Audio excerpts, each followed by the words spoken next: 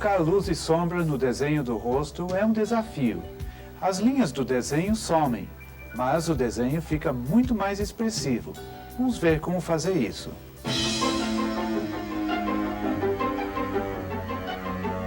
O desenho linear é somente um esboço, que nos guia enquanto desenvolvemos o volume. Por isso é importante fazer linhas leves, mas não muito precisas, porque é a luz e sombra que vai determinar as feições do rosto, como da Carla aqui. Eu vou só precisar de uma linha leve para o nariz, outra para a sobrancelha, outra para a boca, linha leve embaixo da boca, e assim estabelecemos todas as proporções do rosto. É quase como um desenho de gibi. Os desenhos de histórias em quadrinhos são bastante simplificados. Há poucas linhas e áreas grandes de sombras chapadas. Com esse desenho simples, estabelecemos as proporções. Agora podemos organizar a luz e a sombra. Vamos ver o que está em sombra. E essas linhas não precisam ser muito determinadas, muito caprichadas. Umas pessoas fazem linhas transversais assim, primeiro para organizar a luz e sombra, e depois estabelecem o tom. Este olho tem um pouquinho de sombra também. Agora eu vou estabelecer o tom. Relativamente escuro. O que complica o desenho do rosto é que existem muitos ossos, muitos músculos que são complicados, muito sutis. Então, isso tem que ser visto muito bem. E agora que eu estabeleci toda a luz e sombra, eu posso ver quais são as luzes refletidas. Vão ser do lado oposto da luz direta, vindo das paredes. E eu vou levantar a sombra onde é mais escura, fazendo com que a luz refletida apareça e também as feições. Então tem uma luz aqui, do lado do nariz, tem uma luz do lado do rosto, tem uma luz embaixo do queixo e tem uma luz embaixo do nariz. Eu preciso ter um método holístico, que quer dizer ver o todo. Então eu não posso desenvolver uma parte totalmente e depois passar para outra parte. Tem que fazer um tom, depois passar para o outro tom. Vamos ver como isso funciona.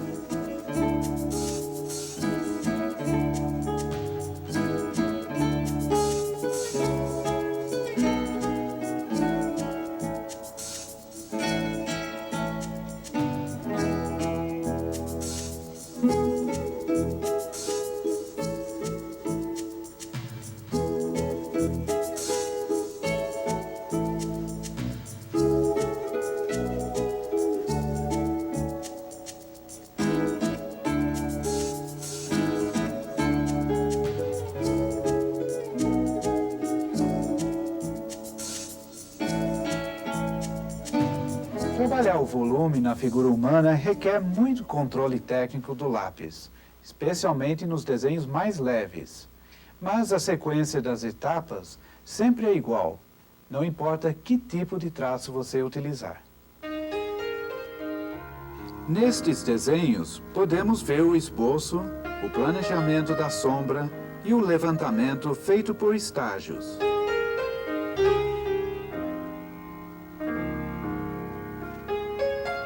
O processo de elaboração da sombra é sempre igual. Veja um desenho mais emocional ou expressionista. Fazemos o desenho linear. As linhas podem ser mais firmes. E a sombra desenvolvida forma uniforme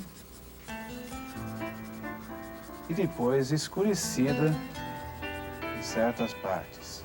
Só que geralmente nós interrompemos o desenho num estágio, não levamos a uma elaboração tão completa como um desenho realista.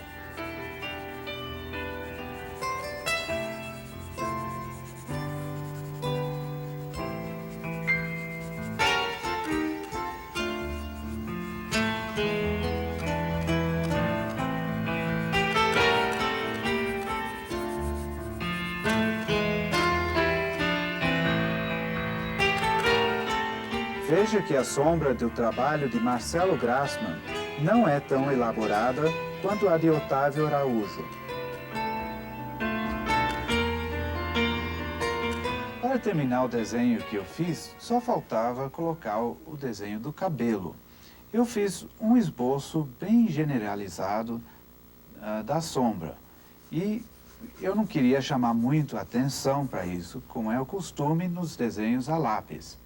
No entanto, se quiséssemos realmente colocar toda a luz e sombra no cabelo, aí teríamos que fazer algumas coisas que envolvem macetes. Por exemplo, aqui tem bastante luz e alguns fios claros.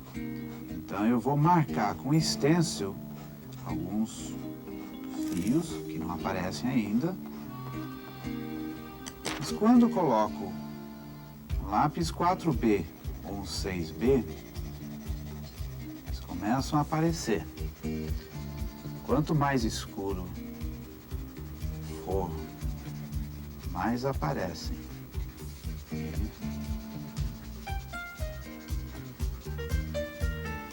eu posso usar o dedo para esfumaçar e aparece melhor.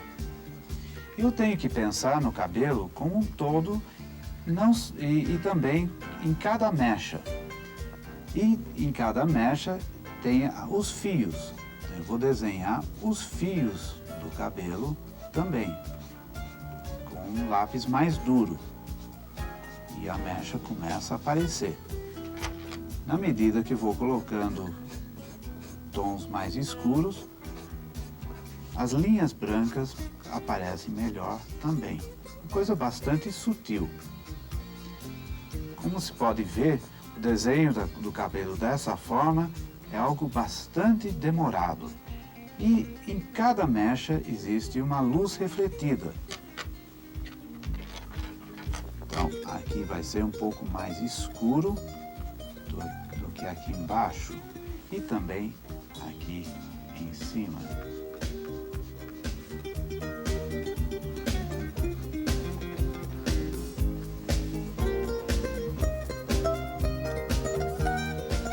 Um desenho como este serve como referência para uma pintura a óleo ou uma aquarela.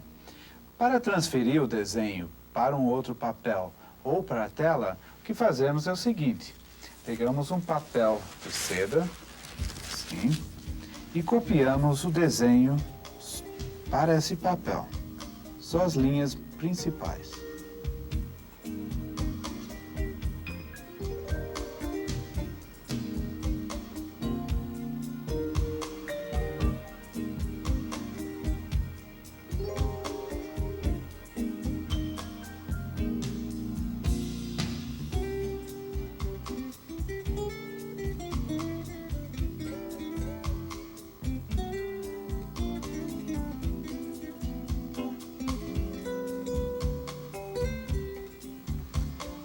Agora então nós vamos pegar esse papel, tirar o desenho original, virar o papel e no verso, sobre as linhas, vamos colocar pastel seco.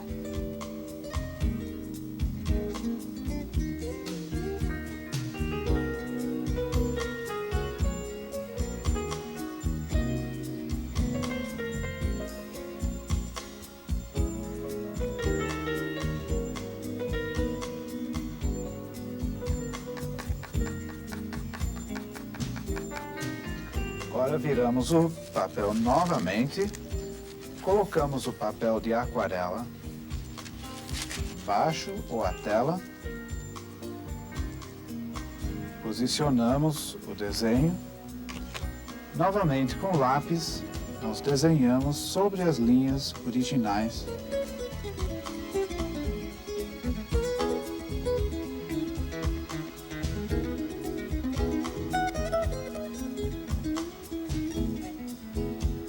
Você precisa utilizar um pouco de força nas linhas para poder passar o desenho para o outro papel.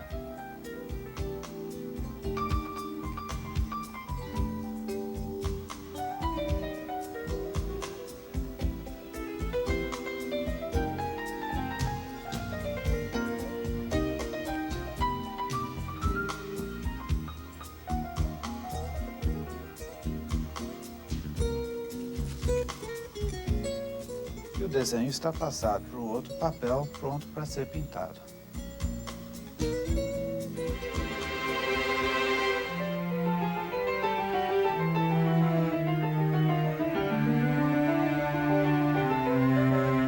Desenhar o volume exige muitos exercícios. Desenhe seu próprio rosto, começando com as partes individualmente, a boca, o nariz, os olhos, para ver como a luz e a sombra funcionam em detalhes. Depois copie os desenhos dos grandes mestres, mas cuidado, precisam ser dos grandes mestres mesmo, senão a luz e sombra podem estar erradas. Finalmente, faça um desenho com luz e sombra e a cor também. O rosto humano é fascinante, a luz também. Juntos você tem assunto que não acaba mais.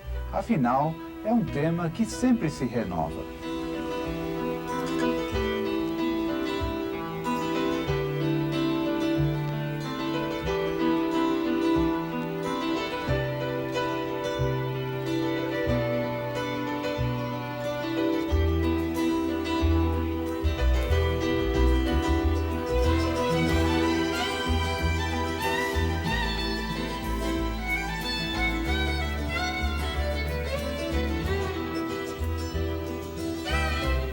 Para fazer esta aquarela, usei como referência um desenho que tinha feito anteriormente.